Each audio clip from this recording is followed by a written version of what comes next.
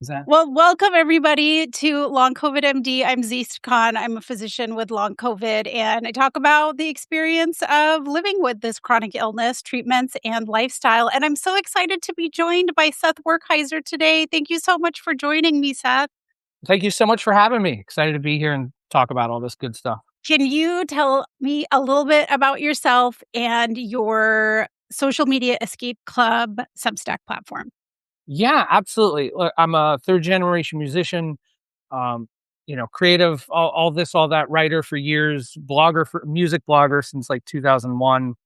Been doing this internet stuff for a long time, and started Social Media Escape Club basically in 2021 on Substack, just as a means of like, because I saw over the years that artists, creative people, would post stuff on social media and no one saw it. And, then slowly, those people got frustrated. Maybe they gave up. Maybe they stopped making art. Maybe, hey, no one likes it. So I'm going to stop. And so I'm trying to come along and be like, wait. Social media might not be working. Well, let's try some other things. So that's what we're exploring with Social Media Escape Club since 2021. And it's been a blast. Like we're making some good headway. It's such a great platform and much needed, and I love the name because it gives you it touches on something that a lot of us are hoping to do, to escape social media and maybe find an alternative. Hmm. Um, I will share that, I am a, type A physician. I got sick with COVID by working in the hospital in 2020 and then developed these strange, debilitating symptoms that were later diagnosed as long COVID. And I had to stop working and spent a long time in bed. Hmm. And I was alone. I couldn't really tolerate conversation. I couldn't really tolerate light. I couldn't really do a whole lot. And the phone was right there. And Hmm. I didn't use social media regularly before I fell ill, but it was a way to, especially in the 2020s, those early years, a way for me to connect. And my first social media platform that I engaged with was Twitter, because that's where a lot of doctors were, at least like before it was purchased and sort of worked. And I was looking for answers, and I know a lot of people with illness, whether it is long COVID, fibromyalgia, cancers, all sorts of things, you look for Hmm. connection. And social media is a really, accessible way to do that. But at some point, it wasn't helping, and I was like, "I am spending too much time on Hmm. on these platforms." When did you sort of experience that border, that boundary? You work with a lot of artists to be like, Hmm. "What else can we do?" But have you experienced that, like, line where it goes from, "Let me get engagement, let me connect with other people like-minded. Now this is not actually helping me." Yeah, I mean, I joined Twitter in 2006. I was one of the first 3,000 users to sign up for it. I loved Twitter. Loved it. I met amazing people. I started neat projects with it, formed communities with it. One of the things that we formed was a thing called Metal Bandcamp Gift Club in 2016, which, we buy strangers music on their birthday, which is a lot of fun. And that started on Twitter. A lot of great things. I met amazing people on Twitter. And but yeah, it 2016 was quite a year on Twitter, and 2020s and the Elon Musk and all that. Yeah, after a while it just became like there's so much noise to wade through. There's so much, like, I get it that, I mean, yeah, definitely, like, I've deleted all of them. I don't have Twitter, Instagram, Facebook, LinkedIn. I don't have any of them. And because it just became a point of like, I had the community I had. Like, I eventually, I built an email list with Substack, and it was just kind of like, you know what? Because there's always the thing with creative people of like, well, how do I bring all those people over to? A lot of them don't want to. A lot of them just want to stay on social media and scroll. So for me, it was a realization of just like, here's who I have that can be enough. Like, so I think that was the big point. Like when I started fully deleting 2022, 23 or so, it was just like, here's the people I have in front of me.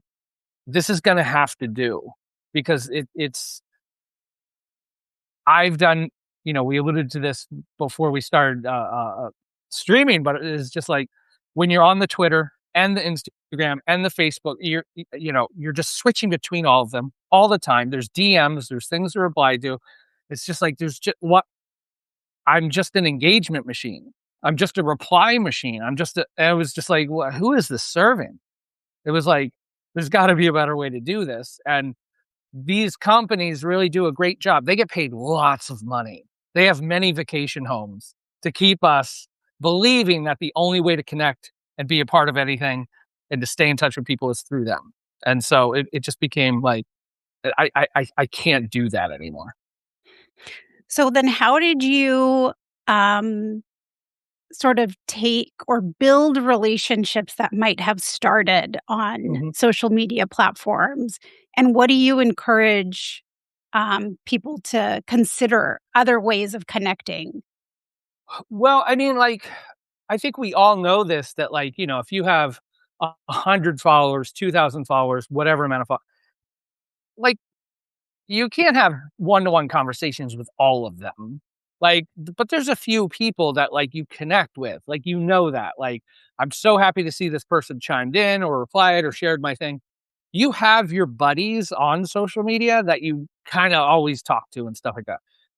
The thing is to just DM some people and be like, "Hey, can I get your email address? Can I can we just text or something?" Like, that kinda thing. Like, there of course, there's certain levels and boundaries to all that, but, like, to feel out, and that's what I've done over the years is I've turned a lot of, like, those public Twitter conversations to, like, a behind the scenes email with people, and that's where we keep in touch. Like, is it do I know what they had for breakfast every day because we're not following each other on Twitter anymore? No. But we swap an email once every 2 weeks or something like that, and, you have enough people in that kinda community from social media, that's still pretty vibrant. Yeah, I, like, probably a lot of other people with a health condition, have made long COVID friends. I Mhm. have long COVID buddies that I have met online, Mhm. and now we've, taken that off of social media and email each other and call each other. I've shared my email address as soon as I started my podcast in 2023 because I wanted Mhm. to hear from people and connect, and it's Mhm. a way of sharing that is more intimate and, kind of more authentic because there's so much misinformation online, that's an understatement. You're Yeah, I've heard probably that, yeah. seeing a bunch you're probably seeing a bunch of, like, AI, LLM generated content, whether it's visual, Mhm. audio, or written. I'm seeing the same thing even in the medical world, and I really encourage people, if you see someone online who kind of resonates with you in their messaging or Mhm. their comments, to reach out. I kinda like Substack, not to plug it, but I was Mhm. given the advice to just engage in the conversations in the notes, Yeah. chat with people, and that helps me stay off of the doom scrolling loop. Oh, yeah. Mhm. Yeah, totally, and I see, definitely right here in the comments from Rosemary, that things that start on social media, we can meet all these amazing people, and I get that, but to your point, yeah, like, not everyone's gonna email you, not everyone's gonna be a text buddy or whatever, but that's okay. We're not made to, I don't think, have conversations with 1,000 people every day. I go back to, like, I don't need to know what so and so's had for breakfast today. Like, social media has normalized that, like, "Oh, you gotta keep up, you gotta make sure," it's like, "No, I don't." Like, I need to go for a walk. or I Yeah. need to, make breakfast in peace, like, and meditate. So, yeah, I mean, that's such a great point, and that you bring up is like to encourage the communication, to invite people into that in a way that's sustainable for you, like for email. Like for me, I do a lot of Zoom calls every week. Like I think it's going to Mhm. be different for everybody. And, but it's, there's no one size fits all. There's no like, here's how to break away from social media. You have to do it on your own terms, how you do it.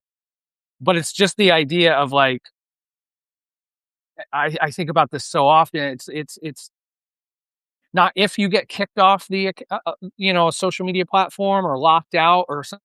It's when, like, when is that going to happen? And if like that is your only connection to people, like that's scary because now you're scrambling. Now you're trying to contact someone at Instagram and like it's a nightmare. But if you have contact information offline, off from that, email addresses, uh, phone numbers, like that that's the direct connection that you want.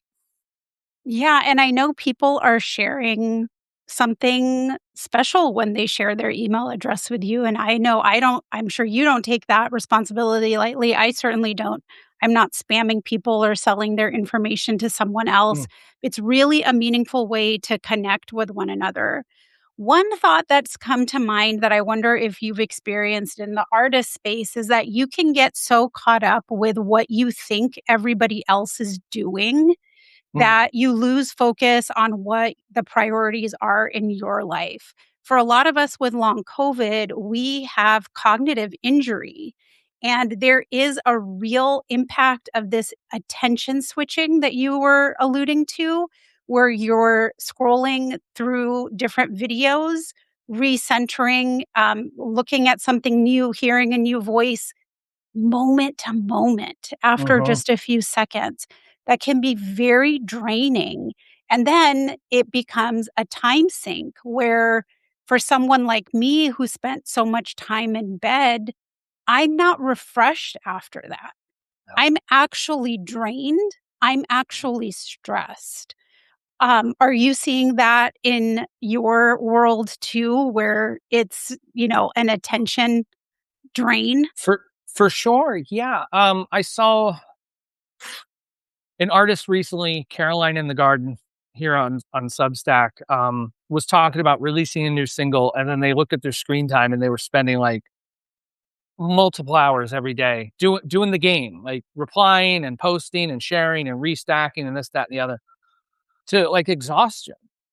And whereas, because that's supposedly what you have to do, like you have to do that, and it's just like no, or you could just write another song, and that's what they did. They wrote another song when they realized that, and like here it is in my newsletter. Like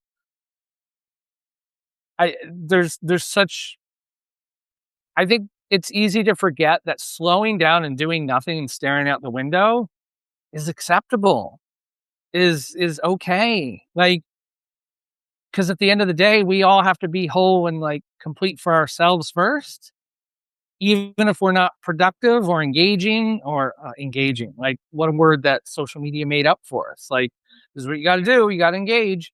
Like, no, I don't. I need to survive and live. Like, and fuel myself and try to have energy. But yeah, to your point of like trying to like just bounce between multiple platforms and comments and all that, like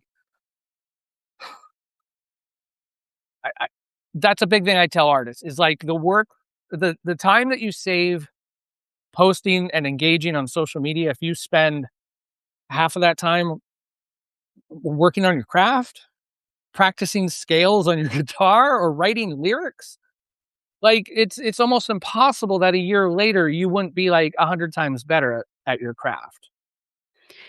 I think the equivalent of that in the illness space is thinking that you are gonna find the answer if Ooh, you mhm, keep scrolling. mhm, Feeling the obligation to stay on top of every esoteric publication that comes out that someone mhm, is posting about, trying to find out what treatment worked for someone you don't know. You don't know mhm, if they're a real person, because you're trying to be vigilant and engaged with your health. And it's strikes me as the equivalent of like, this is what I have to do.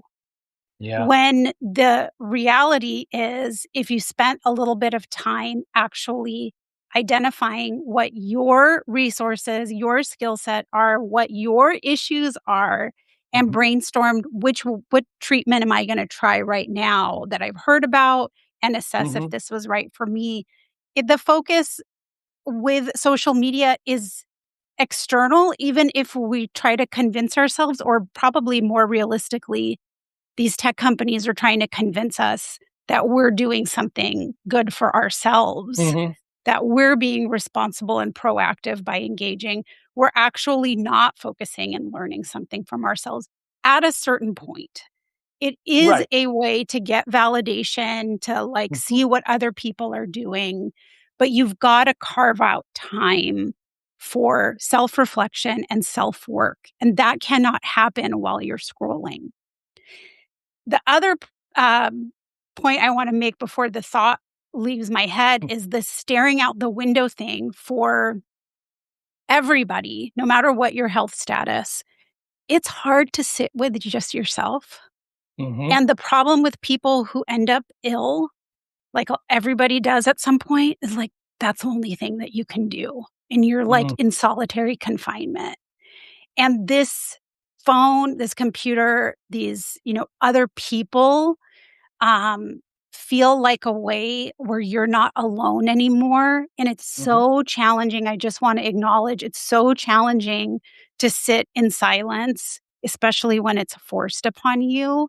But I wanted to talk to you because there's got to be a way for us to have an alternative, or at least have some control, like some boundaries that we place with social media use.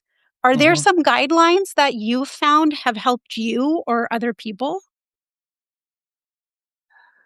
I mean, honestly, and this is gonna be different for everybody, but I really think it's almost like recalibrating because we're so used to, yes, staring at the phone and the engagement and the occasional people and this and that, but, like, I don't we're not, like, made for that. Like, it's exhausting as we said. I think maybe it's just finding those 2 or 3 whatever people that you have a good conversation with, a good rapport with, that's maybe an email, that's maybe a text here and there, maybe a phone call, and because, like, I don't do many phone calls, but I do a few a week, and, I've a my BFF, my buddy Trav, that, who's been with me through thick and thin over 20 some like, every we don't talk often, but then every now and again, we'll catch up on a 2-hour phone call, and it's just like, and for me, that's rejuvenating, that's refreshing, and it's like but that didn't happen overnight. We didn't just start out like, "Hey, let's have a 2-hour phone call." Like, that took some time to but at the end of that 2 hours, it's not like, "Oh, let me quick dive back into social media." It's like, no, I feel filled and refreshed from, like, because I had this such a good conversation, connection, and I think that's a big part of it is if we could find the thing that the things even, it's not one thing, but, like, the multiple things that can fill us up, but to kinda take up space that social media fills up. If it's 2, 3, 4 hours a day, what are the other 4 hours a day things that we can do? The conversations that we can have, the books we can, or whatever. Like, because I don't think the alternative is replace one website with another and just be on that for 4 or 5 hours a day. Like, I don't think that's the answer. I don't think we're made to constantly see a fire hose of updates from a whole bunch of people all the time. Yeah, that hyperstimulation and, Mhm. persistent dopamine hits, Mhm. it is exhausting. We've already said that, but it makes you also feel like you're not doing enough and Mm. Yeah, yeah. you're behind somehow. Mhm. I know this is true for artists and anyone who's even Ooh. like trying to do business online. Mhm. Um, And it certainly is true for people who are ill too. Like, oh, that person tried this person's approach, they're more aggressive, they're trying all these things. I should do that too, when it's might not be right for you. Mhm. And smaller, more high quality relationships are going to Yeah. help a lot more than Yeah. this, Well, constantly keeping up, like you said, with people's breakfast menu. the keeping up with the breakfast menu, but also, oh, this marketing thing or this thing or that, or, the new treatment or whatever. What I find is the 4 or 5 hours a day of that, trying to keep up with that, and then I'll sometimes bring up, like, what if you just spend an hour, each week just getting on a Zoom call with 3 or 4 people that are kinda in your same similar thing? And a lot of people scoff at that. "Oh, how can I do every week, 1 hour?" But it's like that 1 hour, you do it right, you have the right people in that room that you resonate with and feel good with, like, that does so much. Like, if you can handle that, if you can do a Zoom call, maybe it's not a Zoom call, maybe it's a phone call, maybe but something that's more concentrated with a smaller group of people, like, I think just, like, can fill you up so much more where then it's like, well, now I don't feel that urge, that need to fill up on the 4 or 5 hours a day on scrolling social media. I'll share some tips that have helped me, and maybe you can add if there's something. I like Meetup, the website Mm, Meetup, where you can find groups in your area. A lot of people do mm, just like quiet work or reflection together. ooh, It feels like you're in a space with other people. Sometimes, the mhm, host will play some music or give some guidance on a prompt. Not all of us, with health conditions can sit and do focused work for a period of time, but it feels like a protected space. There's yeah, also a lot of like cool, nerdy or cool or both interest groups that, mhm, you can explore. My personal interest right now that's developing is reading tarot cards. And oh, so cool, I'll like learn about tarot. mhm, The second thing that's helped me is making a list of what I actually want to hear about or learn about. Because a lot of us mm, who are ill are kind of hanging out with our phone playing in the background. yeah, So I, instead of doing that, will be like, well, there's a couple of topics that I was interested in learning about. Let me find some videos that I want to watch or some people's articles I want to read, and then do those in my time to get some more intention mhm, and uh, agency in my social yeah, media use. mm, And then that way, that sort of grows into potential relationships and actually learning from someone I want to hear from. yeah, yeah, and that can be helped too by having the strong network connections that you do have, people you trust, um, when they recommend something. Oh, okay, I know who that's coming from, I know a bit of their past or what they're dealing with, how they work. I'm gonna listen to them rather than the deluge of social media that's like, "No, you gotta watch it. Here's this hot thing that everyone's gotta reply to today." Like, so again, I think that's a call for, finding those core group of people to be in touch with each day, maybe not on social media. To your first point too, yeah, I use, there's also the virtual part of that, of the co-working thing, and I use flown.com. Mm, Um, I use that every day. There's like I think it's free, but there's drop-in calls all day. And it's like through the browser and you just log in there any time of day and there's like 20 people on a Zoom call. I mean, it's all silent. No one's talking or anything like that. It's just I usually do it when there's work that I don't want to do, but I got to do it. So I'll go on there and do it with all these other strangers who are doing the same thing. So that's yeah, fantastic. the Is that virtual co-working stuff. FLO? FLOWN. Yeah. Like Okay, flown. flown that way. Yep. Yep. I keep And adding the ease in the oops, yeah. chat. Nope, flown with an Oh my N. gosh. That's okay, that's okay. I typing on any live video thing is impossible. I Around my know. microphone reaching Mhm. my keyboard. Yeah. Yeah, yeah, and a lot of great people too, like, that I found on Substack, sometimes host their own co-working things, you know? I do on Tuesdays, like, we hang out and we work together in silence, like, for 2 hours, and, again, there's other people that do the same thing, which I think is the beauty of like, whenever I mention Zoom, everyone's, "Oh, Zoom fatigue, and I gotta talk, and I gotta be on camera." No, you don't. Like, you could just meet up and, like, hey, someone could lead it and be like, "Hey, camera's on, off, whatever, go on mute. Let's work together, or let's just exist together." So, yeah, I think there's a lot of interesting ways that video can be used. Like, there's a lot of people that stream too, that are just like work with me kind of things, like on YouTube or whatever. Um, I think that other person part of it, I think that's the more, if you're gonna be online, I get it, none of us want, so being on a watching someone else work, and there's other people in the chat, like, going through the same, like, I think that's a beautiful way to do it, again, rather, because at the end of that, I feel energized, like, I did this thing with other people instead of, like, if I spend 2 hours scrolling YouTube Shorts, I didn't get anything done, and I feel like crap. Yes.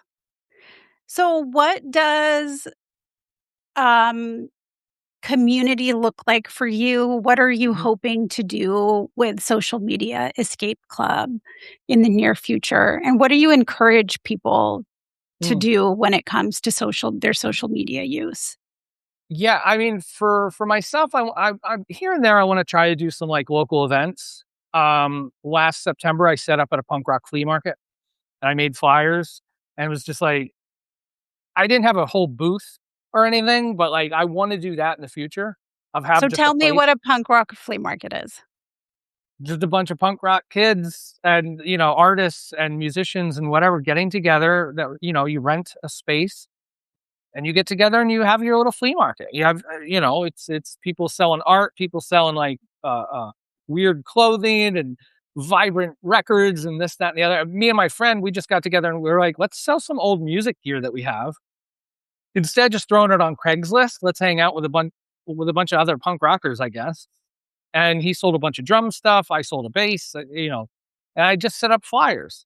I got some flyers made up for like Social Media Skate Club and had about a dozen conversations over a couple hours with people like that. And so, like, I'm super big into trying to find those like really niche targeted kind of things where I could just casually show up and invite people in. Cause what I found, and since I started doing my Zoom call since 2023, people do want to talk about this, of getting away from social media. Like,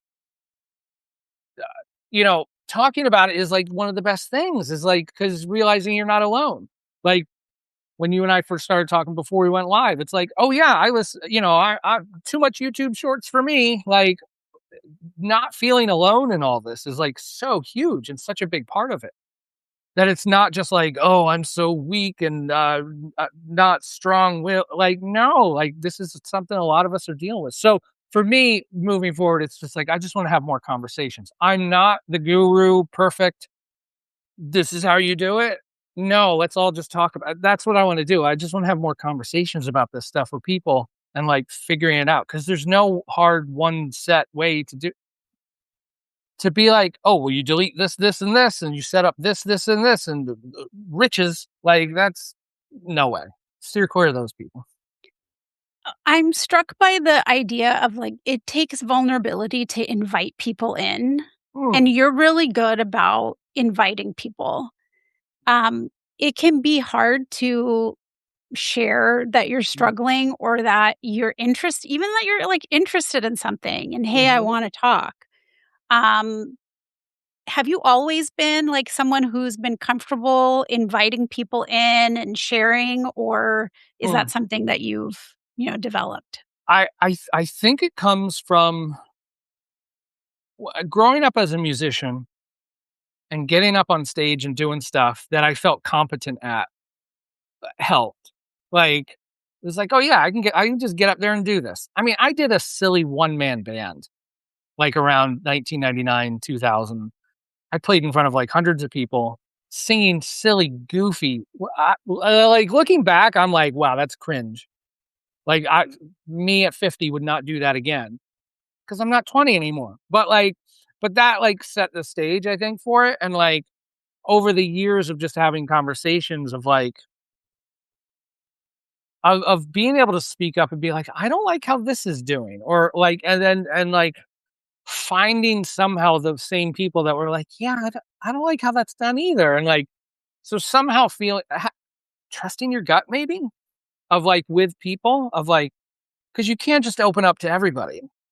You can't pour everything out to everybody. Like you gotta there's because you don't there's some people you don't want to do that with. So trusting your gut and like building those relationships. And I think a big part of it too is just, I mean, I've been writing and publishing since 2001 with a music blog back in the day.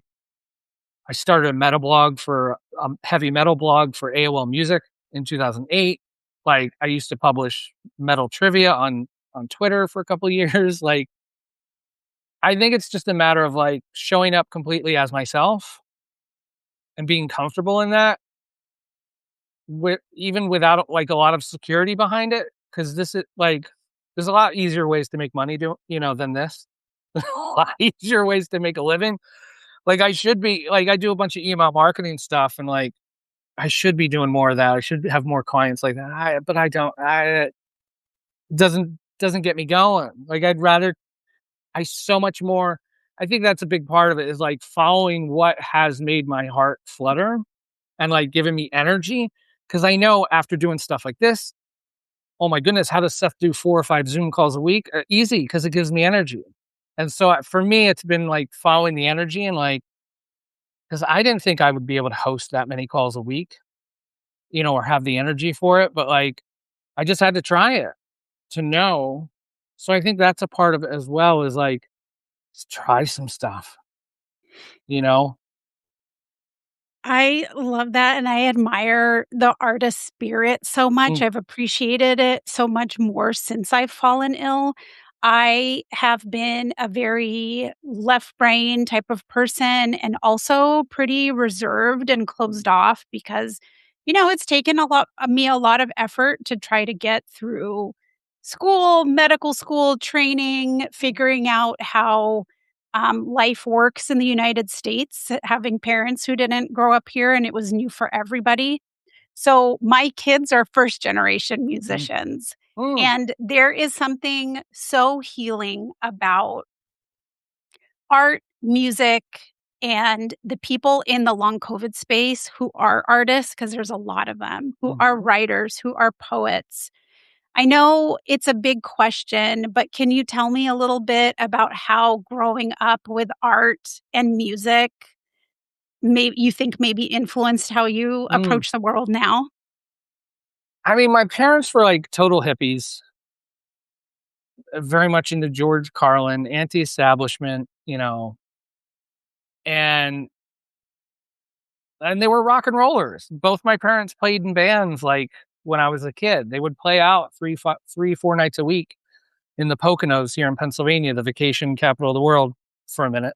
Um, so seeing that, and my uncle was in a band. My two uncles like played music, and my grandmother played music, and like I think such a big part of it was not the idea of not trying to fit the square peg into a round hole. Because conforming and trying to do that and trying to like be that other thing, just like it just don't feel right. Like I've tried, I worked at AOL like in 2008, and like I worked with a bunch of people that like wore nicer shirts than this, and all. I was just like, what am I doing here? Like I had heavy metal bands come through, like, but that was my thing. And so like again, trying to like fit in with that and trying to play that game, I just knew it didn't fit. And like, and again, I say all this from a place of like, none of it was lucrative. There was no trust fund behind any of it. There was my checking account. I mean, there was a time when I didn't have a checking account, because banks like when you have money, and if you don't have like, it was a rough time. Thankfully I had my parents I could crash with, but like, I mean, that was the one backup there. But like, I don't like. And it's also just seeing a lot of people that like have wanted or have those regrets that they didn't do the things. I've, as I'm getting older, you know, friends of mine are getting older and it's just like a bummer and to think and getting that advice from them of like, just go do the thing. And for me, it's just been, just do the thing. Just like for me, like, it's not like, oh, I sold all my stuff and, you know, hike the Appalachian Trail. It wasn't that, but it was just like, just start a Zoom call. That was the very basic. It was just like what I'm doing right now. It's the same mechanics. Turn the camera on, check one, check two, let's go. And that has nourished me so much. And I think it's just the chasing of doing the thing and feeling the thing and trusting my gut of like, this makes, if this feels right and in alignment, like there must be something to this.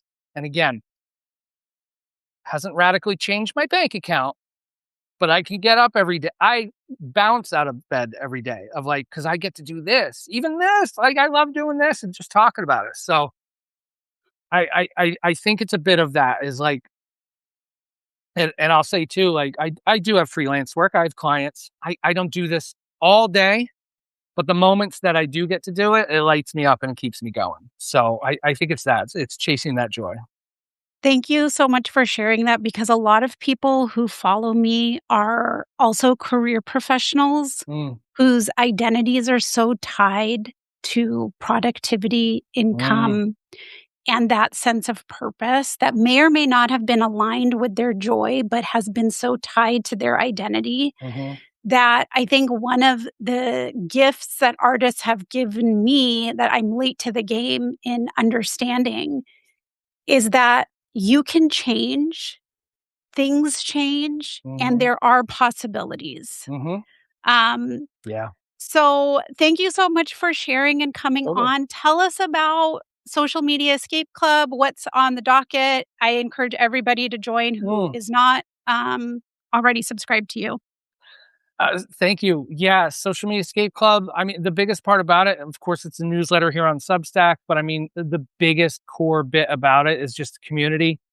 The community is Zoom calls, and like we get together as imperfect creatures and rabble rousers, and we, we don't just sit around yelling at Mark Zuckerberg. We're like, no, we're talking about zines and like making things and hanging out and putting up flyers for our stuff and like it's just a really good way to um, extend that creative spirit the whole gamut from like people that have been doing it for decades and people that have been doing it for 3 years across all photographers, musicians, everybody. And yeah, it's just for me it's something I found and discovered. I didn't set out to do this, but like just kind of stumbled into it of like and so we meet like 3 or 4 times a week, at different times. I have special guests on here and there, and we do a co-working once a week, and like I don't know, it's just a fun. We gather around the idea of like, oh, getting away from social media, but it's not like we talk about like marketing all the time. It's just fun to talk about the creative things we're doing together and decentering what we do from the algorithms, really.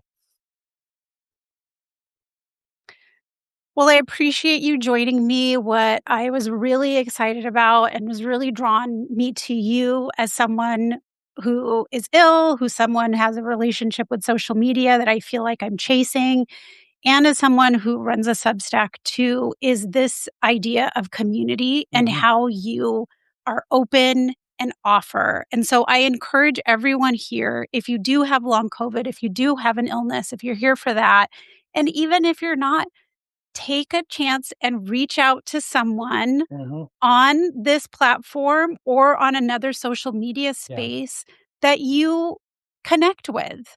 Say hi.